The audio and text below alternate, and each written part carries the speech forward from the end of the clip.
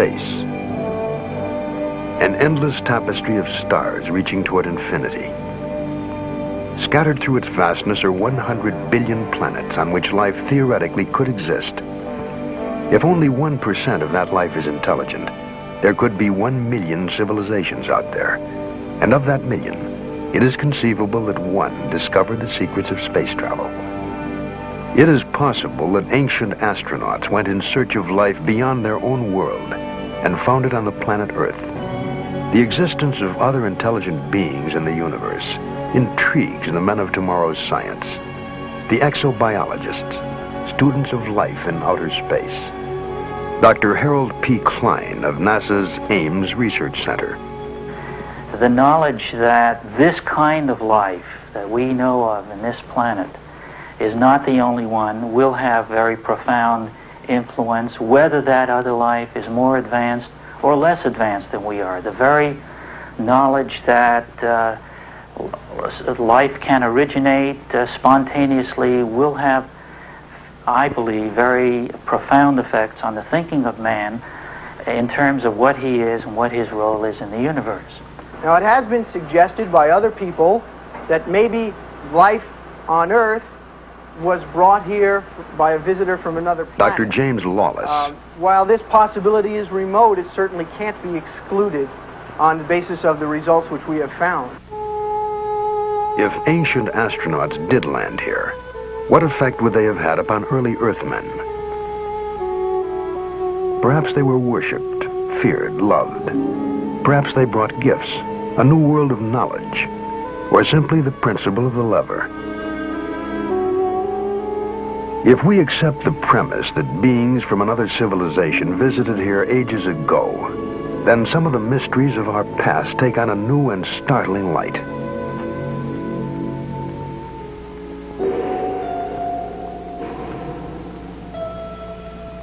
The Baghdad Museum in Iraq has on display a clay vase dating back before the birth of Christ. The vase is also a 2,000-year-old battery. A small copper tube is placed in the narrow neck, and a rod made of a metal alloy is inserted in the copper tube. When filled with hydrochloric acid, it produces an electric current. The vase was, it seems, a primitive galvanic cell battery. Count Volta is credited with having invented the electric cell 2,500 years later. Was the secret of electricity revealed to man thousands of years ago? Is it possible that this planet Earth has been visited by travelers from outer space? Did they wander through the throbbing light years of the universe in search of other life and find it here?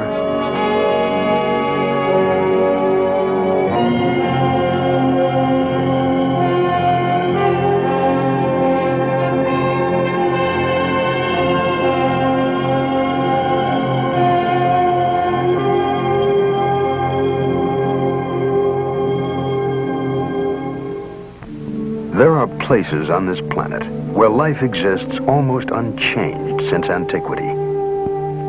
Less than 3 decades ago, machines descended from the skies to land in a remote region in the South Pacific. The primitive inhabitants were puzzled and frightened by the invasion. The visitors were light-skinned creatures who didn't hunt or fish, yet never lacked food. They came from heaven. They had to be gods. They were, in fact, American servicemen, sent to construct airfields and military installations during the Second World War. When the war was over, they went home, back into the skies. The natives began making straw and bamboo fetishes resembling airplanes. To this day, they scan the heavens day and night, watching and waiting for the return.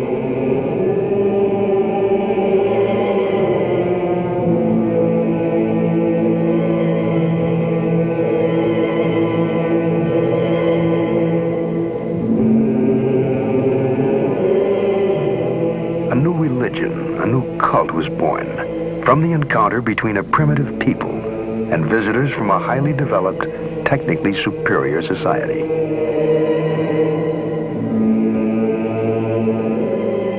All men were at one time primitive.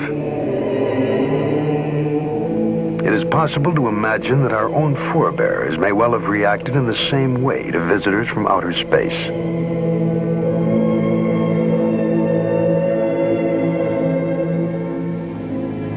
The world is a storehouse, an archive of unexplained phenomena. Gigantic creations, in effigy of what? To appease or acclaim whom? Early stone carvers left silent records for their descendants, to tell us something, but not quite enough. Statues modeled after strange beings, statements to the scope of their awesome powers.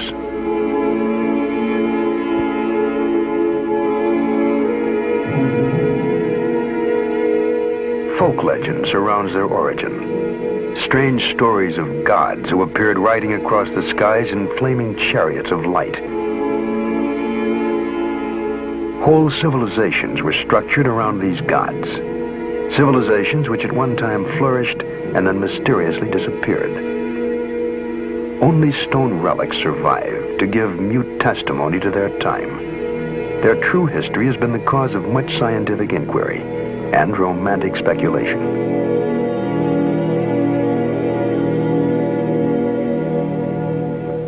Erich von Däniken, a German professor possessed of the mind of a scientist and the imagination of a romantic, wrote a book called Chariots of the Gods. He stated that sometime in the distant past, man was visited by intelligent beings from outer space. What in olden times might have been heresy is today intriguing speculation. Von Däniken traveled to all corners of the world, gathering evidence in support of his theory. Or is it a theory? Judge for yourself. Istanbul, the city on the Golden Horn. Here stands the Palace of Topkapi. A curious set of maps are kept here, which were found in the Orient by the Turkish Admiral Piri Reis. The oldest of these maps dates back to approximately the 1st century AD. They are most likely copies of still earlier maps. As astronauts high above Cairo, we would view the Earth in the configuration seen on the old maps. The outlines of the modern maps are the same as the pattern visible on the Piri Reis charts. Another map in the collection shows a region which is still largely unexplored, the Antarctic. The existence of Antarctica as a continent was only established in the 19th century, and it wasn't even explored until 1911 by a Norwegian, Roald Amundsen. The map dates from 1532, a time when the techniques and basic equipment were unavailable to determine longitude. The question lingers. What was the source of information?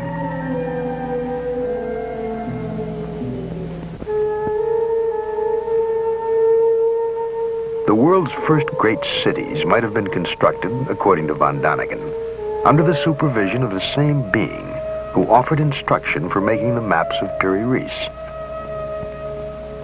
Teotihuacan lies on a broad, flat plain curtained by mountains in central Mexico. It was once the center of the highly advanced Aztec Empire.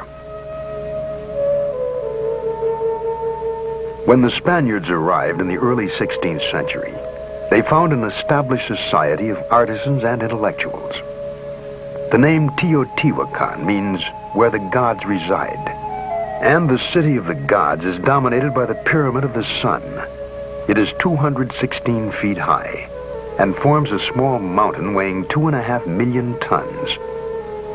The Aztecs worshipped the sun as the source of all life.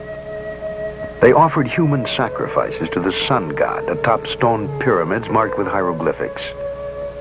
Vague symbols relating the history of an ancient people. Archaeology seeks answers to questions about man's past by digging through what he has left behind. Here they uncovered a chain of riddles which stretches across the expanse of modern Mexico. A mile to the south is the Temple of Quetzalcoatl. Legend tells us that he was a light-skinned, bearded man who came from the stars. Supposedly, he taught men law, the arts, and the cultivation of corn. The head of a great feathered serpent represents the god Quetzalcoatl. When Quetzalcoatl finished his mission on Earth, he departed to his native star, promising to come back someday. It is a pervasive part of mythology that gods fly to the stars with a pledge to return. The strain runs through all folklore.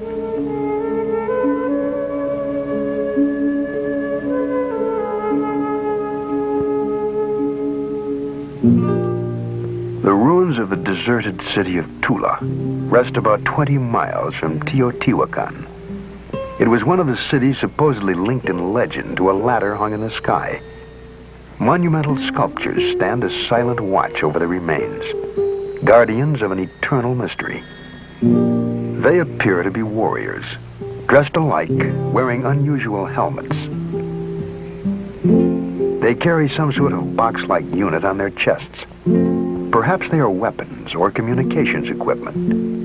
Unrecognizable tools or controls are clasped in their hands.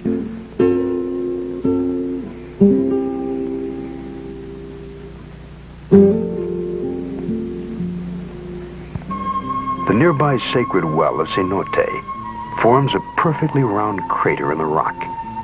It is unlikely that it could have been formed naturally or by human excavation. It does, however, resemble a crater made by the exhaust gases of a very powerful rocket engine. To the east of Cenote is the ancient Mayan city of Chichen Itza. About 600 AD, the entire Mayan population fled northward. There is no trace of war, plague, or famine to account for the move. Outstanding astronomers, Mayans calendared the year by constructing a central pyramid with 365 steps. They also developed a formula to predict eclipses without ever knowing about the revolution of the Earth, Moon, and Sun. There is no way of telling how they discovered these secrets, but von Daniken believes that some ancient astronaut may have told them of the solar system in which they lived. A stone relief portrays a god in a helmet with projections resembling antennae. The Mayans name their patron Kukulkan. In every 6,000 years, the Mayan calendar is off by only one day. Such was the gift of Kukulkan.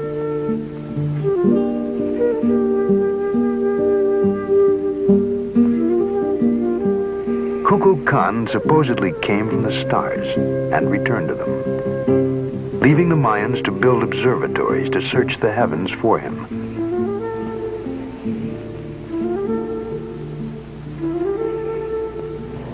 Perhaps with our modern observatories and telescopes, we are still searching for Kukulkan and Quetzalcoatl, who deserted to ancient skies.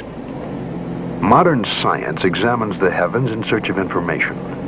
Data, according to Dr. Werner von Braun, that gives us perspective on our own brief existence in the firmament. I think it is important to remember that distant stars are not only far away from us in terms of miles, but life on other planets can also be very far away from us in terms of time. The Earth is believed to be approximately 5 billion years old, and if you condense mentally these 5 billion years into 1 year, then the presence of men on this Earth would be about 1 minute out of that 1 year, and the period since man understood radio and was capable of effectively communicating with heavenly bodies outside of the Earth would only be approximately 1 second out of that year.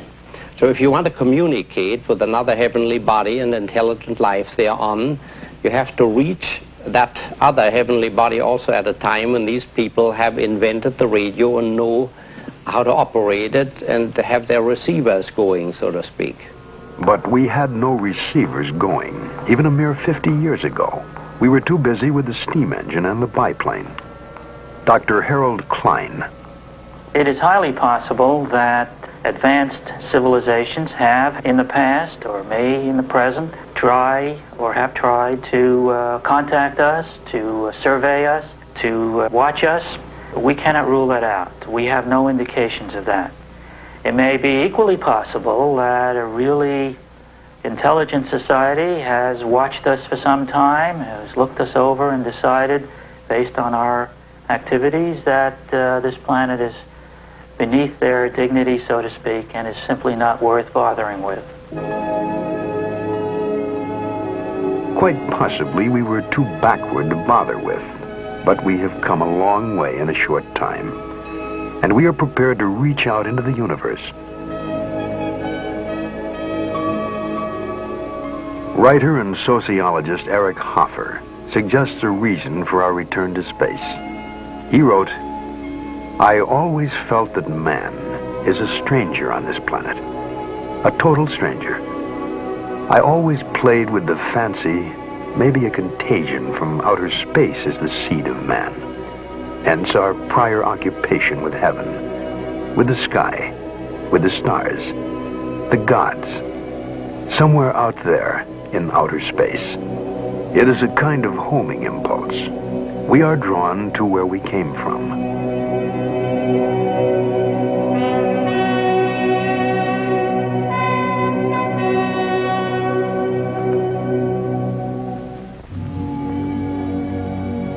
In the 7th decade of the 20th century, the landscape of the moon became familiar. Man went to the moon on his first mission in search of life. With him, he had to take his own life support system.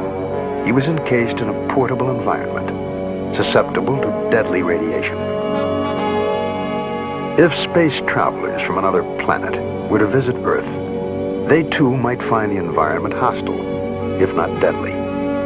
They too would have to travel as self-contained units. But whatever their basic forms, in appearance they may have resembled modern astronauts.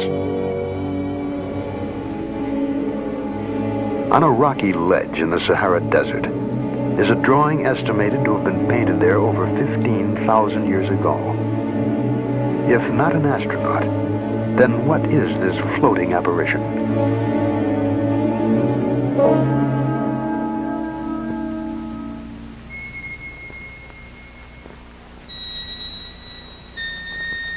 Henri Loti, the early French archaeologist, discovered the image of the 19-foot giant and called him the great god Mars.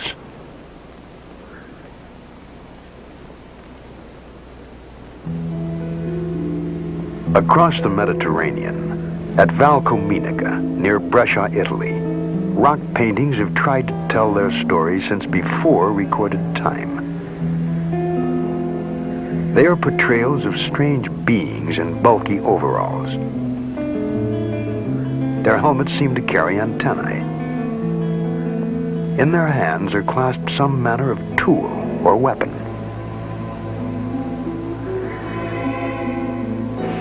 Still more evidence can be found in a 2,000-year-old rock painting found in Japan.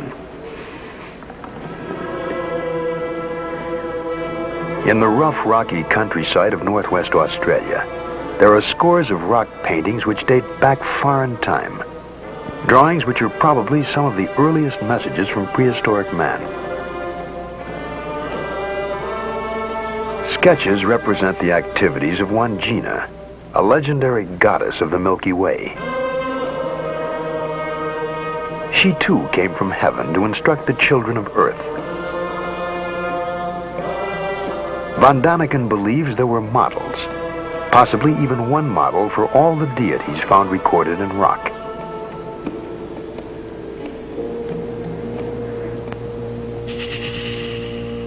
The mysteries of the past manifest themselves on all continents.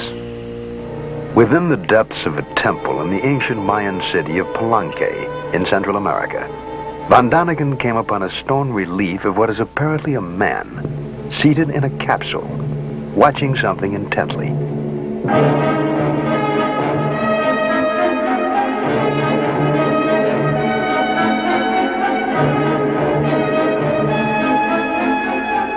His hand seemed to be operating some undefinable controls. His foot pressing a lever. And at the rear of the capsule are jets trailing flames behind them. He seems to be dressed for the job, in trousers with a broad belt, a sort of jacket, tight-fitting at the wrists. The chair is well upholstered to absorb the shock of acceleration.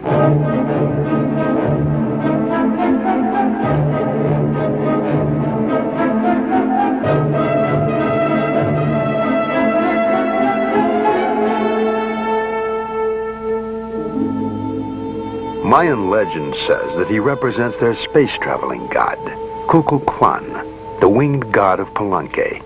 He was carved sometime in the 7th century. The possibility haunts us that this figure was the artist's rendering of the ancient astronauts who inspired the Mayan culture. The church of the monastery of Desanay was decorated with mysterious frescoes some 500 years ago. The monastery is hidden away in the peaceful countryside of southern Yugoslavia.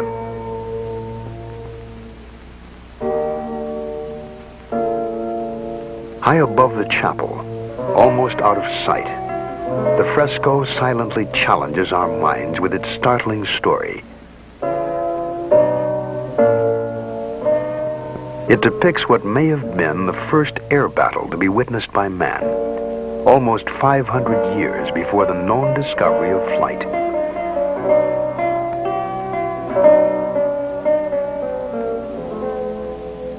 In the first capsule, a man is seated with his hand on some form of guidance mechanism.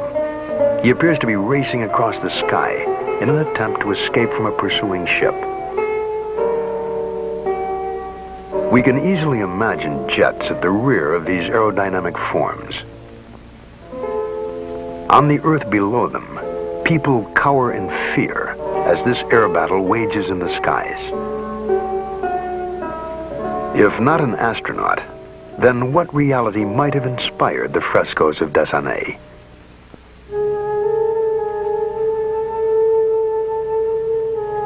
Myths, legends, legacies of ancient man have not all been lost in ambiguous reference. History is the scribe of man.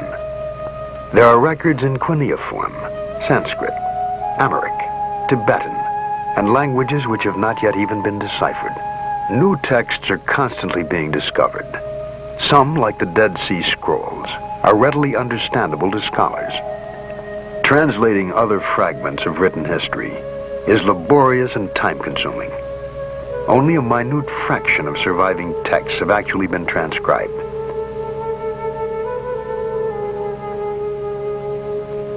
Accounts of godlike visitors abound. For example, in the books of the Tibetan Kanchur. The Kanchur consists of over 1,000 volumes containing the holy texts of Lamaism. Their secret code is the most complex ever devised. To date, only 1/100th of the Kanchur has been deciphered. The resulting translations are full of references to gods appearing in the sky, of the luminous pearls and transparent spheres in which they lived. Once the books have been further deciphered, they may well yield much more information about mysterious space visitors.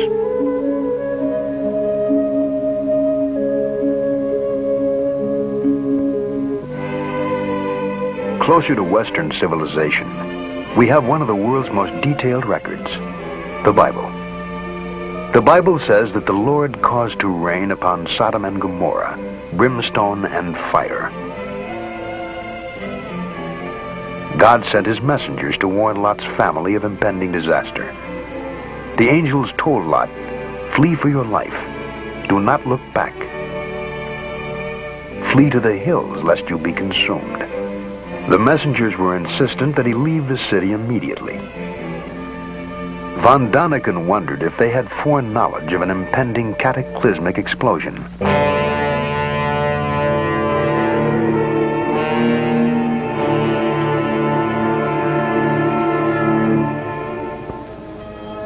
It appears certain that Sodom and Gomorrah were leveled, laid waste at a single stroke. All traces of the communities have disappeared. So complete was the destruction. The report of the catastrophe ends. Then he looked down and beheld, and lo, the land went up like the smoke of a furnace. Mount Horeb in the Sinai Range rises more than 6,500 feet above sea level. Here Moses received the Ten Commandments. Here, too, he was given the blueprints for the Ark of the Covenant.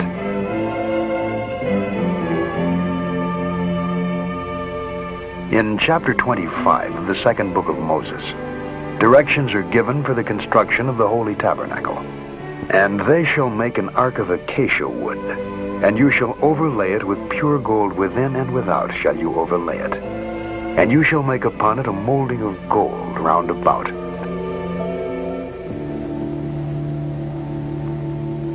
Moses was to provide special shoes and clothing, which would properly insulate his workmen.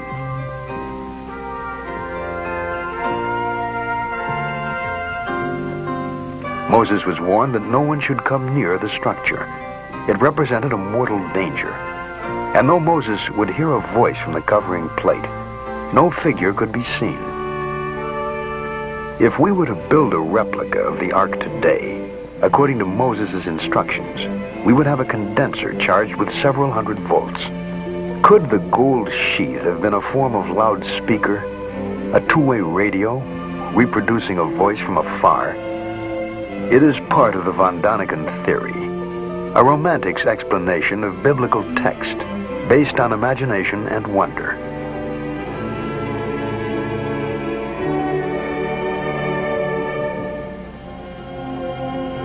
In the fragmentary histories from the Bible to the scripts of Babylon, there are tantalizing views of Earth, seen from the distance, seen from space, seen by whom?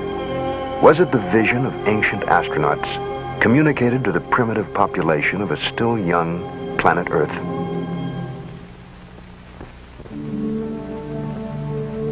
If we were to land on a strange planet, we would probably avoid its magnetically disruptive poles.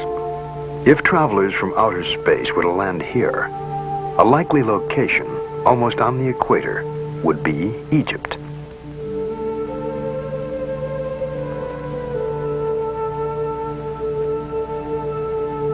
The pyramids, eternal mysteries in themselves, provide additional evidence to support the premise that Earth was visited by ancient astronauts.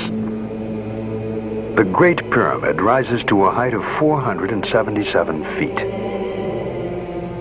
2,300,000 stone blocks, each a crushing 2.5 tons, each perfectly fitting, climbed toward the sky.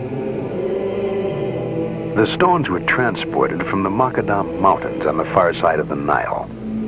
20,000 workmen, hauling 10 blocks a day, would need 640 years, more than 30 generations, to build one pyramid.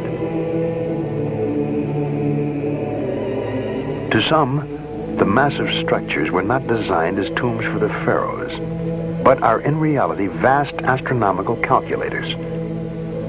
Passageways, for example, from the interior, point directly at the North Star, the way back to the heavens. If we multiply the height of the pyramid by 1 billion, it equals almost exactly the distance from the Earth to the Sun. At the end of the 16th century, the Dutch mathematician Ludolf arrived at the figure pi, by which one can determine the circumference of a circle. If we divide the perimeter of the base of the pyramid by twice the height, we get exactly the figure pi, which Ludolf only found 4,000 years later. All the evidence leads Von Daniken to conclude that the pyramid is linked to the arrival of visitors from outer space, and that they may have used it as a marking place, a map reference for navigation.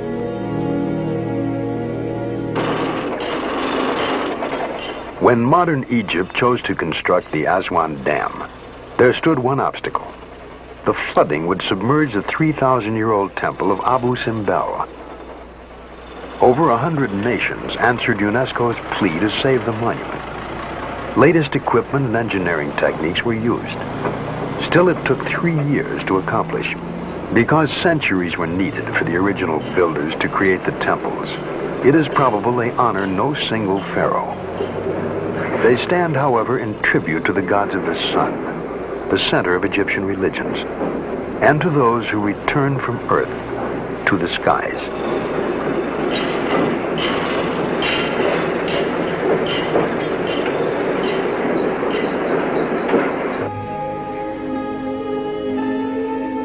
The Salisbury Plain lies along the Wales border. A large mound rises ominously from the level expanse. The legend surrounding it suggests that it was a place of burial, not unlike the pyramids of Egypt. Close by stands Stonehenge, rock formations strewn about like so many toy blocks. It is believed to have been built 2,000 years ago. According to legend, Merlin, the magician of King Arthur's court, transported the huge slabs by magical incantations from what is now Scotland. Recent studies have employed computers to measure the distances and placements of the stones. These findings prove to some extent that Stonehenge served as a giant calendar and observatory. By visually lining up specific points, an almost exact calculation can be made as to the movement of the stars and planets. Even with computers, it has taken us years to arrive at these figures.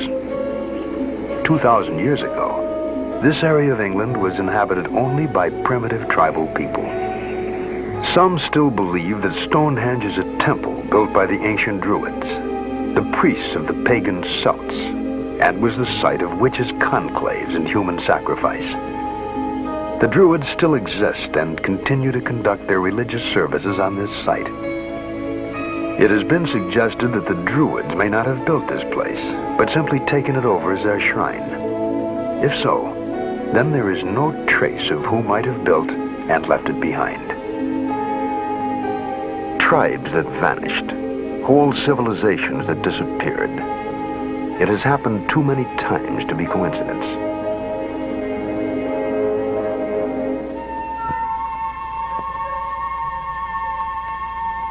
Guarding the headwaters of the Amazon River are the ruins of Machu Picchu, an outpost of Peruvian Inca society.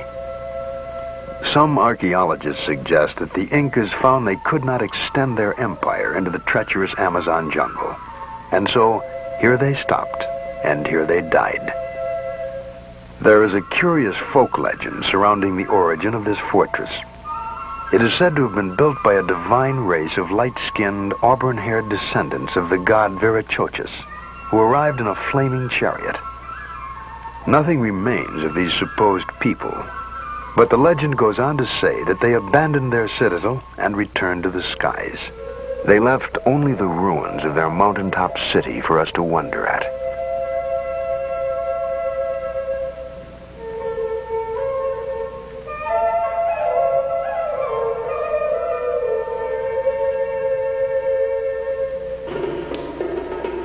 The construction of defensive citadels was common to many tribal communities. On the African continent and the bushlands of southern Rhodesia are the ruins of Simbabwe, meaning the heart of the lion. It is constructed of brick-shaped granite rocks, all exactly alike as if produced in a factory. 20,000 tons of identical building stones. They were laid to a height of over 30 feet to form walls which have stood for thousands of years. What masons trimmed and piled these stones with such astonishing perfection? Were they the ancestors of bushmen whose straw huts surround the ruins, or members of a visiting group of master builders?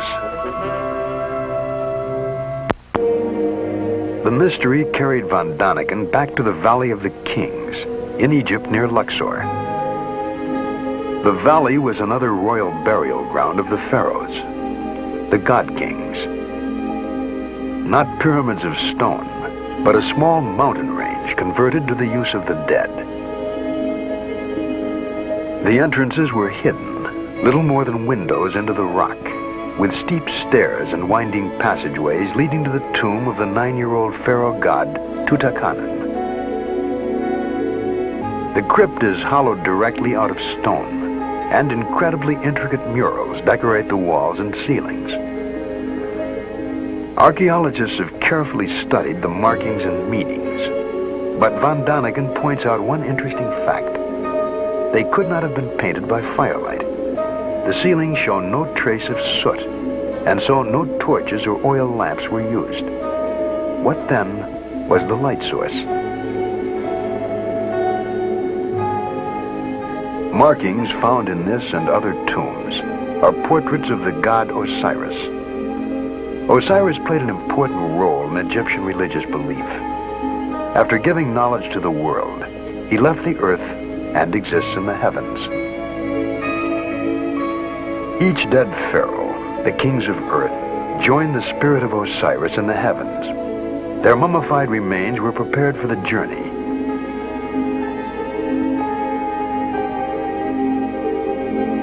In the golden armor casing, whom were they imitating?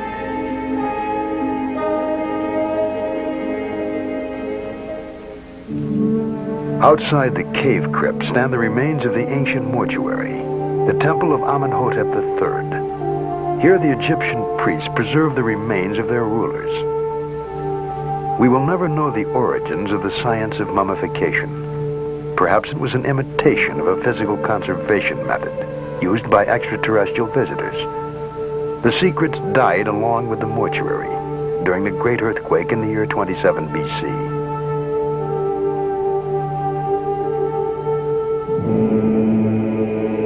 Some distance away, guarding the entrance to this temple of the dead, rests the Memnon Colossi, 2,000 years old, 52 feet high, each weighing over 1,000 tons.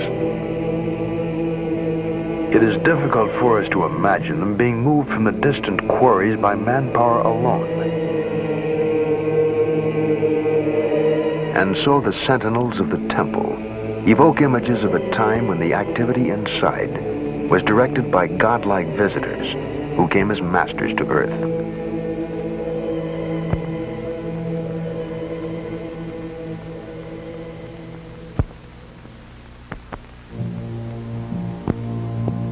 The Sphinx, symbol of the riddle, the eternal enigma. The head of a man, the body of a lion.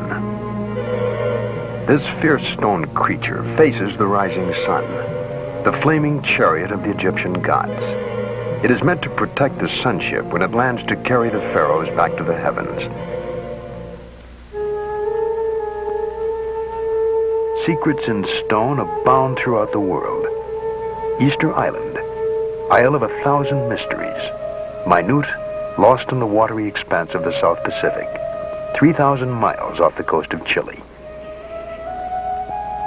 The inhabitants call their island Mata Ki Tirani, which means eyes looking up to heaven. The neighboring atoll is called the Island of the Bird People, creatures with human bodies and the heads of birds.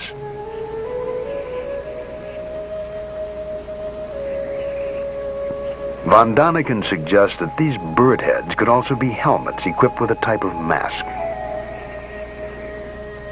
The island's ancient legends tell of flying people who arrived amidst fire and thundering noise.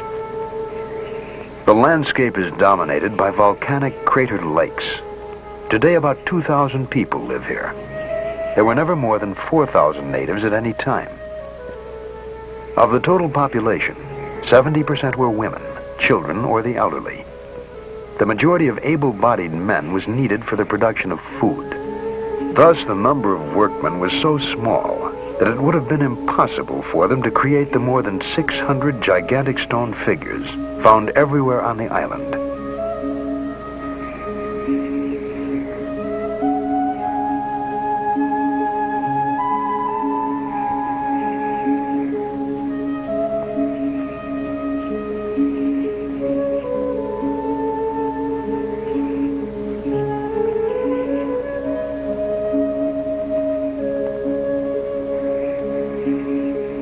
Many of the stone gods stand 65 feet high and weigh nearly 400 tons. Most of the sculptures are but partly exposed. Only excavation reveals their true size. The figures are all the same, an unusual type of human wearing the same haughty, taciturn expression.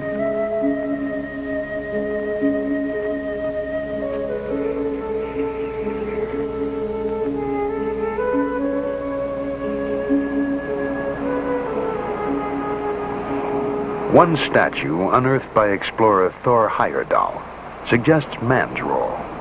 Unlike the others, it has a rounded head and is kneeling.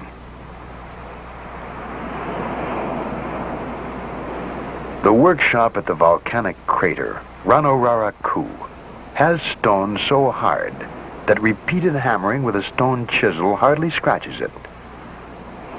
The colossi carved here were removed to distances as much as 12 miles from this location. There was no army of slaves for labor, no wood for rollers, nor the slightest traces to suggest that the sculptures were dragged across the island. And so they lie here, mute, eyes looking up to heaven.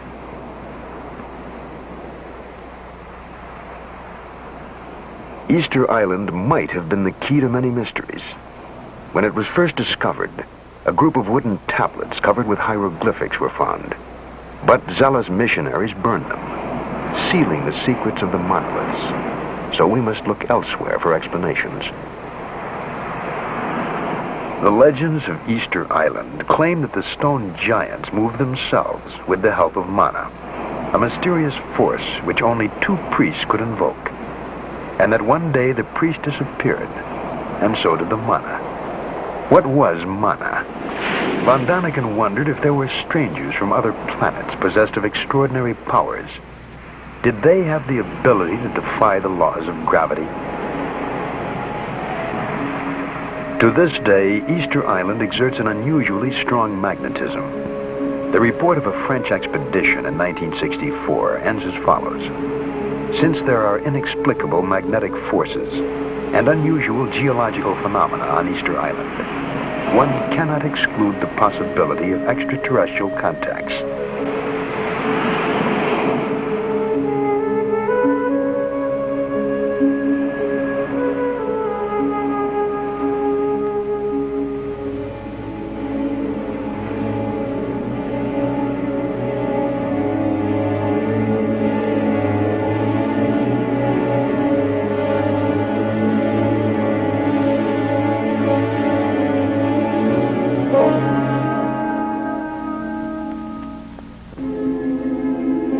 Almost on a direct line from Easter Island is the Bay of Pisco, along the coast of southern Peru.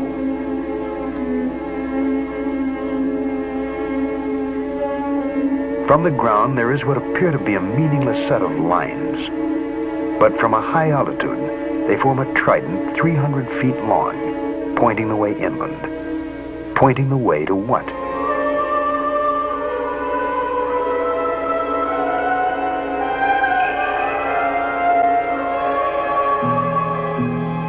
Across the scorched and rocky terrain are spread the remains of deserted ancient cities. An entire civilization, now vanished, once flourished around the mysterious plain of Nazca. Lines running toward us, away. Lines which mean nothing from the ground. Long furrows cut into the iron-rich parched soil, cut there at least 2,000 years ago.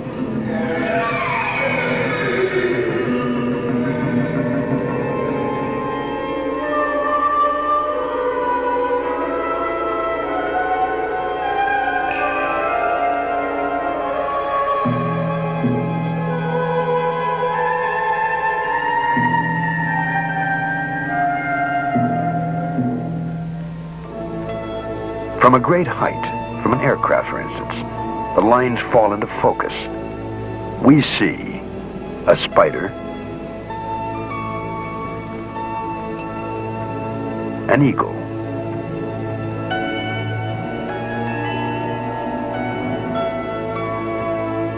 a peacock,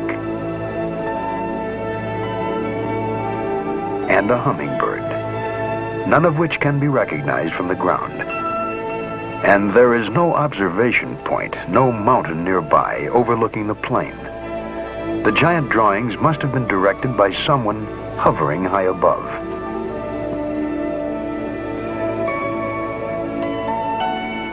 Straight as arrows, one huge geometric puzzle. Some lines parallel, some intersecting, starting nowhere and ending nowhere.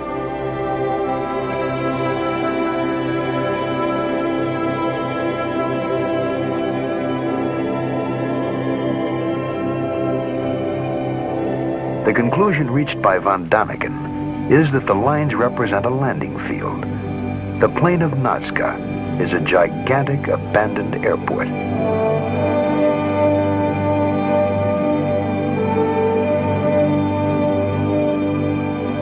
Landing strips, roads, and flattened beds that resemble rocket launch ramps were cut into the plateau. In a radius of 1,000 miles, enduring archaeological mysteries abound. And the question arises, was this the center, the base camp of an ancient astronaut colony?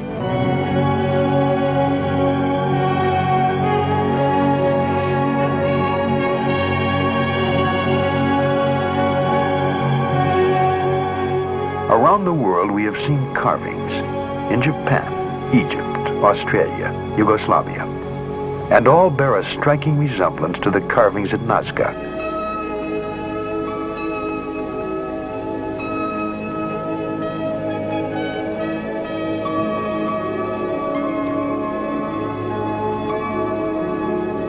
Was Earth visited by creatures, astronauts from another planet?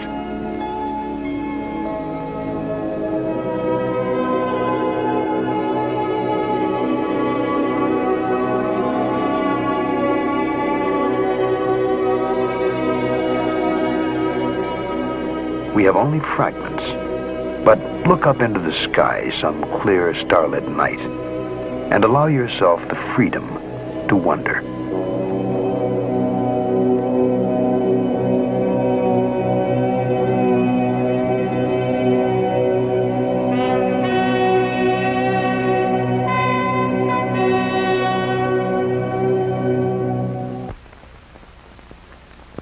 All around the globe, giant radio telescopes are scanning the stars for signals.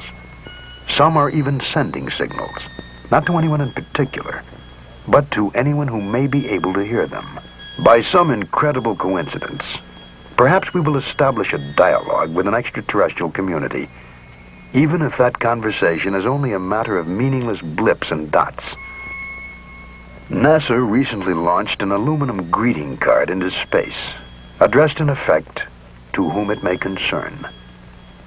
Etched on the plaque are the nude figures of a man and a woman, 2-digit computer code numbers, and a diagram showing Earth's location within the 9 planets of our solar system.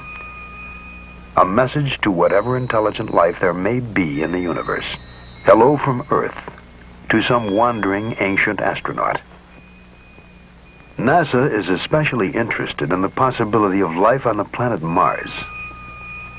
The Jet Propulsion Laboratory in Pasadena, California, has had a direct line to Mars via the Mariner 9 spacecraft, which has been taking extensive photographs as it orbits the red planet. Mars is a world significantly like the Earth in terms of atmosphere, temperature, and gravity. It is also the closest and easiest to explore in depth. To date, no recognizable life has been detected. But the same was true of previous Mars missions. The last time photographs were taken, scientists agreed that there was definitely no life on Mars. However, the smallest area the spacecraft's camera could focus on was 3 miles wide. Therefore, the only things we might have missed are a couple of mile-long elephants. Dr. Carl Sagan is one of the directors of the Mariner mission exploring Mars, and he has a special interest in the possibilities of intelligent life in the universe. The question arises, might there have been a visit to the Earth in historical times? There are popular books on this subject. It's an idea which people find exciting. It's a kind of scientific justification of theological belief, which people would rather believe in any case. It's a kind of modern dress for old-time religion. Well, what about that? Is that possible or not? I can only say that you can't exclude the possibility, but there's not a smidgen of evidence that is compelling.